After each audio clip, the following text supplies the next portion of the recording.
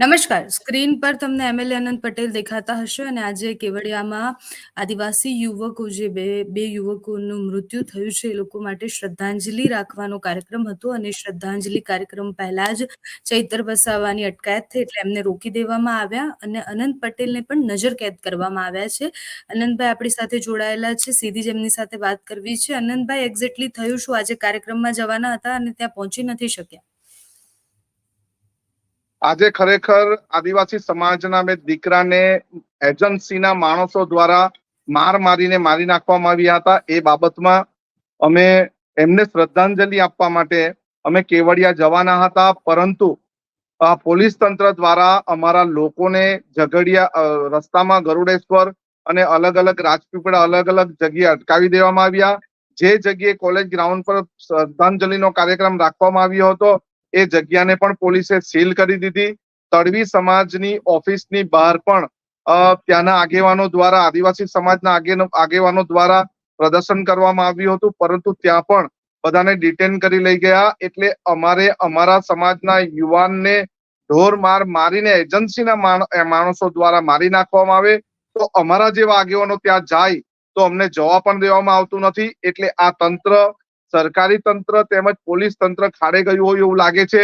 અમારા સમાજના દીકરાને મારી નાખવામાં આવ્યા, પરંતુ જે તે એજન્સીના ગુંડાઓએ માર્યા, જે તે એજન્સી પર એટ્રોસિટી એક્ટ દાખલ નથી કરવામાં આવ્યું, જે તે એજન્સી પર કોઈ પણ કાયદેસરના પગલા લેવામાં નથી આવ્યા, કે તે એજન્સીના માલિક અને એજન્સીનું નામ એફઆઈઆરમાં પણ દાખલ નથી કરવામાં આવ્યું. એ બાબતે પણ અમે અમારી રજૂઆત કરવાના હતા. અચ્છા, કાર્યક્રમ તો બહુ જ પહેલાથી નક્કી થયેલો હતો. ચૈત્ર વસાવા પણ આજે જ્યારે નીકળ્યા તો એમને પણ પોલીસે રોક્યા અને આની પરમિશન કે કઈ લેવામાં આવી હતી કાર્યક્રમની? આ કાર્યક્રમની પરવાનગી પણ લેવામાં આવી હતી ત્યાંના આગેવાનો દ્વારા, અને કાર્યક્રમ 9મી ઓગસ્ટે અમે જાહેર પણ કર્યો હતો, પરંતુ આ ત્યાંના એસઓયુના જે પણ સંસ્થાના એસઓયુના જે પણ સંચાલકો છે એની સાથે સાથે સરકારી તંત્રની ઈચ્છા જ નહીં હતી કે અમે ત્યાં જઈએ એના પરિવારને મળી અને એમને શ્રદ્ધાંજલિ આપીએ. ભાજપના નેતા પણ ગયા હતા પરિવારને મળવા માટે. કાલે વિડીયોઝ પણ આવ્યા હતા કે જેમાં ચૈત્ર વસાવા અને ભાજપના નેતાની તૂતુ મેમે થઈ જાય છે. બીજી બાજુ મનસુખ વસાવા છે, એમનું ટ્વીટ અને એમને જે નિવેદન આપે છે એમાં એવું કહે છે કે ચૈત્ર વસાવા અને બીજા પક્ષો જે પણ આમાં જોડાયા છે એ લોકો રાજકીય રોટલા શેકે છે. મનસુખભાઈને જવા દેવામાં આવ્યા, મંત્રીને જવા દેવામાં આવ્યા, ત્યાંના સ્થાનિક ધારાસભ્યોને પણ જવા દેવામાં આવ્યા, પરંતુ મનસુખભાઈને તમારા માધ્યમથી મારે પૂછવું છે કે તમે રાજકીય રોટલો શેકવા ગયેલા કે તમે મગરના આંસુ પાડવા ગયેલા? અમે જયારે જતા છે કે તમે પણ કોઈ માંગણી મૂકો, અમને વાંધો નથી, પરંતુ તમારે તમારી કોઈ પણ જાતની માંગણી મૂકવી નથી. અને જે પણ ગુનાહિત પ્રવૃત્તિમાં 12-15 કલાક સુધી છોકરાઓને બાંધીને મારવામાં આવ્યો, ત્યારે તમારું સત્તા પક્ષનું પોલીસ તંત્ર ક્યાં ગયું હતું? સરકારી તંત્ર ક્યાં ગયું હતું? ત્યારે તમે ખાલી આંખ બંધ કરીને બેઠા ને હવે અમને શિખામણ આપે છે કે અમે રાજકીય રોટલો શેકવા જવાના. અત્યારે કોઈ ઇલેક્શન નથી આવતું, અત્યારે કોઈ ચૂંટણી નથી, પરંતુ આ રીતનું ગુજરાતમાં અવારનવાર થાય છે. અહીં ઉમરગામ તાલુકાના સંજાણ ગામના વતની યુવાન, માત્ર 35 વર્ષનો આદિવાસી સમાજનો દીકરો સ્વર્ગીય સંદીપ, એને સેલવાસ દાદરા નગર હવેલીની હોટલમાં મારીને મારી નાખવામાં આવે છે. એના વેઇટરો દ્વારા કાચની બોટલ ફોડીને એના પેટમાં મૂકવામાં આવે છે, ખુરશી ટેબલ મારવામાં આવે છે અને એને મારી નાખવામાં આવે છે. ત્યારે એના સ્થાનિક સાંસદ પણ ગયા હતા, પરંતુ એ હોટલના માલિક પર કોઈ પણ જાતની એફઆઈઆર દાખલ કરવામાં નથી આવી. ત્યારબાદ વાંસદા તાલુકાના કુરેલિયા ગામનો છોકરો, એ પણ ક્લિપકો કંપનીમાં નોકરી કરતો હતો, એને કરંટ લાગીને મરી ગયો. ત્યાંના માલિકોએ પરિવાર આવે તે પહેલા જ એનું પીએમ કરી દેવામાં આવ્યું અને એની લાશ આપી દેવામાં આવી, પરંતુ પોતે સ્વીકારતા નથી કે એને કંપનીમાં કરંટ લાગીને મર્યો. અમે ત્યારબાદ એ કંપનીની મુલાકાત પણ લીધી અને અમે જાતે આંખે જોયું છે કે એને કરંટ લાગ્યો છે. ત્યારબાદ અહીંના જ એક યુવાનને, ચીખલી તાલુકાના યુવાનને 4-5 ગુંડાઓએ ઘેરીને ઢોર મારીને સ્વર્ગીય મિરલ હળપતિ નામનો છોકરો અનમેરિડ હતો, હજુ 30 વર્ષની ઉંમરનો છોકરો, એને પુલ પરથી નીચે ફેંકી દેવામાં આવ્યો અને પોલીસ તંત્રએ માત્ર ને માત્ર એને 302 દાખલ નથી કરી, 306 દાખલ કરી છે અને બીજા 2 ગુનાહિત એ પ્રવૃત્તિમાં જોડાયેલા હતા એના ખૂનમાં એ 2 પણ હમણાં છૂટા ફરે છે. એટલે મનસુખભાઈને કહેવાનો મતલબ એ છે, આખા ગુજરાતમાં જે પણ આદિવાસી યુવાનોના મર્ડર થાય છે, ખૂન થાય છે, એના દાખલા રૂપ બેસાડવા માટે હોટલનો માલિક હોય તો એના પર પણ ગુનો દાખલ થવો જોઈએ. અને એજન્સી પોતાના માણસો દ્વારા માર મારવામાં આવે છે, એટલે એજન્સી પર પણ ગુનો દાખલ કરવામાં આવે એવું તમે બોલો અને એવું તમે એસપી સાહેબને કેવું કે એવું તમે પોલીસ તંત્રને કેવું, પરંતુ તમારે એવું કેવું નથી. તમારે માત્ર અમારા જેવા આગેવાનો પર તમારે ઠીકરું ફોડવું છે કે અમે રાજકીય રોટલો શેકીએ છીએ. તમારા મંત્રીઓ મુલાકાત કરવા જાય તો પોલીસ તંત્રને મુલાકાત કરવા દે, તમારા સ્થાનિક ધારાસભ્ય જાય તો કરવા દે, સંસદ સભ્ય જાય તો કરવા દે, પરંતુ અમે અન્યાયની સામે ન્યાય મેળવવા માટે એમના પરિવારને મળવા જવાના હતા, શ્રદ્ધાંજલિ આપવાના હતા. એમાં કયો રાજકીય રોટલો શેકાવાનો? પરંતુ કેવડિયામાં જ્યારે કોઈ રાજકીય આગેવાનો જતા હોય કોઈ બીજા પક્ષના, તો એમને ફાવતું નથી. બસ એમણે માત્ર મગરના આંસુ સારવા છે. પરિવારને શું મળશે? એ પરિવાર એકનો એક દીકરો હતો, એ પરિવારનું તંત્ર ઘરતંત્ર કેવી રીતે ચાલશે? અત્યંત ગરીબ પરિવાર છે તો શું એને વળતર મળશે? શું 4 લાખ રૂપિયામાં એ પરિવાર આખી જિંદગી જીવી શકશે? અને કોઈ પણ મારીને માત્ર 4 લાખ રૂપિયા આપી દે એટલે અમારે ખુશ થવાનું? અમારી આ લડાઈ અહીં જ અટકવાની નથી.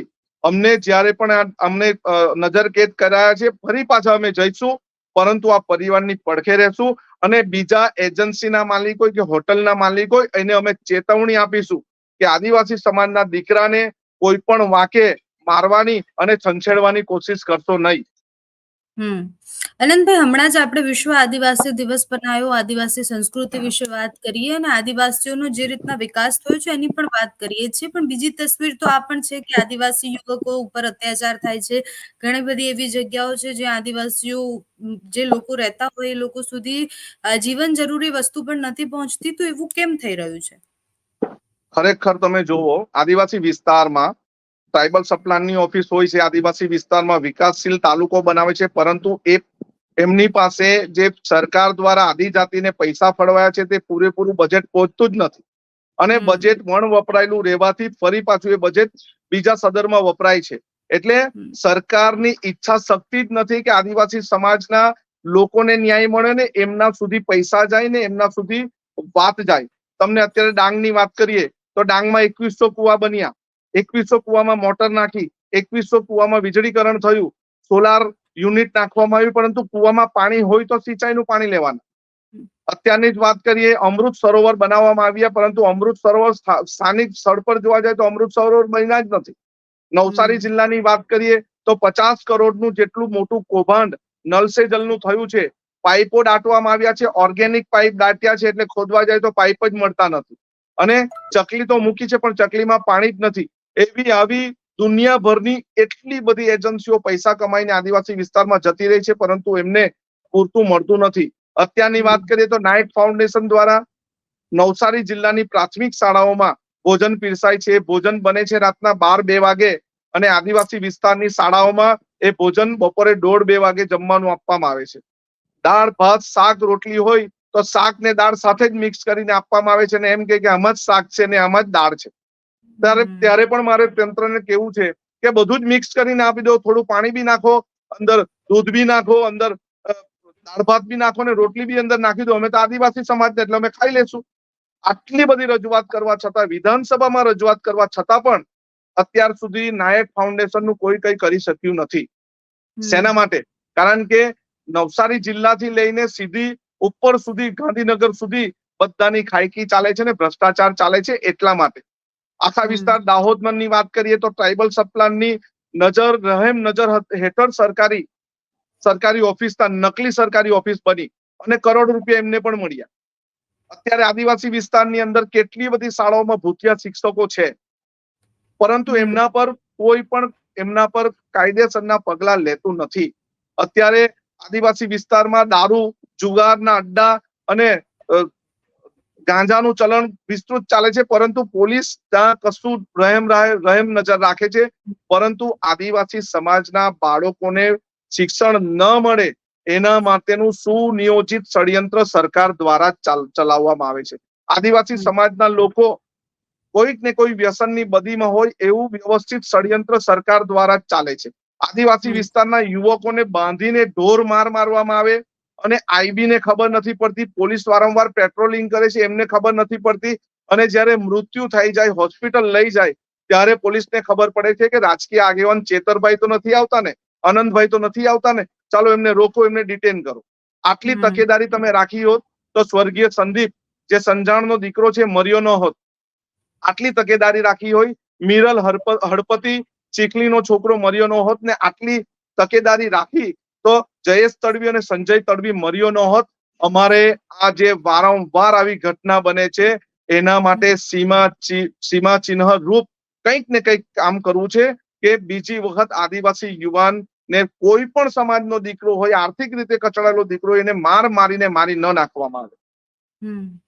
આનંદભાઈ, અત્યારે તમને નજર કેદ કરવામાં આવ્યા છે. ચૈતર વસાવા પણ પોલીસની નજર હેઠળ જ છે અને કાર્યક્રમ તો હવે ખબર નથી ક્યારે થશે, પણ જે પરિવાર છે, પરિવારે તો પહેલા જ વિડીયો બનાવીને એવું કહી દીધું કે અમારે આ કાર્યક્રમથી કોઈ લેવા દેવા નથી, તો આગળ કઈ રીતના લડત આપવાના છો?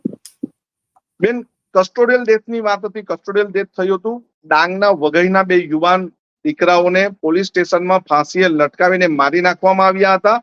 ત્યારે પણ અમે એમના ભાઈ અને એમના પરિવારને પાસે પહોંચ્યા હતા. ખૂબ ખરાબ પરિસ્થિતિમાં જીવતા હતા, પરંતુ થોડા દિવસમાં જ પોલીસ તંત્ર દ્વારા અને રાજકીય તંત્ર દ્વારા એના પરિવારને ડરાવવા ધમકાવવામાં આવ્યા અને આવા જ વિડીયો ત્યારે પણ મૂકવામાં આવ્યા. આજે આદિવાસી સમાજના લોકો ત્યાં પહોંચી ન જાય, કાર્યકર્તાઓ અને સમાજના આગેવાનો પહોંચી ન જાય, એના માટે એ બંને પિતાઓ છે એમની પાસે વિડીયો લઈ લેવામાં આવ્યા. આની પાછળ શું કારણ છે એ તો એમને ખબર છે, પરંતુ કસ્ટોડિયલ ડેથ વખતે બી એના પરિવાર અમારી જોડે ન હતા, છતાં પણ અમે 8 વાર પોલીસ સ્ટેશન ગયેલું હતું ચીખલીનું, અને અમે ન્યાય મેળવ્યો હતો. અમે આઈજી ઓફિસમાં પણ ગયા હતા. એટલે અહીં પણ અમને પરિવાર સહકાર ન આપે છતાં પણ એ અમારા આદિવાસી સમાજના દીકરા હતા, એટલે અમે એ આદિવાસી સમાજના દીકરાને ન્યાય અપાવવા માટે પક્ષાપક્ષી ભૂલીને પણ અમે કેવડિયા જશું અને ફરી પાછા કેવડિયામાં ન્યાય માંગવા માટે અને બંને દીકરાઓને શ્રદ્ધાંજલિ આપવા માટે જઈશું. Okay, thank you so much આનંદભાઈ, આપ અમારી સાથે જોડાયા. અને આનંદ પટેલ હોય કે ચૈતર વસાવા હોય, અત્યારે બંને પોલીસની નજર હેઠળ છે. કેવડિયામાં આજનો જે કાર્યક્રમ છે એ તો અત્યારે પૂરતો મોકૂફ છે. એક બાજુ મનસુખ વસાવા પોતાની પ્રતિક્રિયાઓ આપી રહ્યા છે, એક બાજુ પરિવાર કંઈક અલગ કહી રહ્યું છે. આ કેસમાં હવે આગળ જતા શું થાય છે એ જોવાનું રહ્યું. ધન્યવાદ. Thank you.